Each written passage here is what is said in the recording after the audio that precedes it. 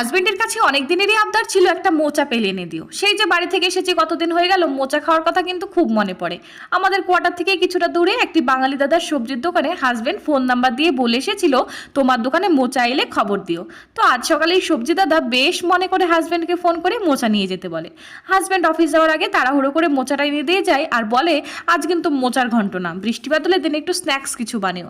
ওর কথা শুনে আমি একটু টেনশনেই পড়ে যাই। ঘরে তো বেসন ফুরিয়ে গেছে, মোচার চপ তো বানাতে পারছি না, তবে মোচা দিয়ে কি যে বানাই। হঠাৎ করেই মনে পড়ে গেল কিছুদিন আগে এখানেই হাজবেন্ডের এক বন্ধুর ফ্ল্যাটে ঈদের দাওয়াতে গিয়েছিলাম। সন্ধ্যার দিকে ওনারা চায়ের সাথে অসাধারণ স্বাদের মোচার কাটলেট টাইপের কিছু একটা বানিয়েছিলেন, কিন্তু আমার কাছে তো ওনাদের ফোন নাম্বার নেই। হাজবেন্ড অফিসে বিজি, ফোন করলে বিরক্ত হতে পারে।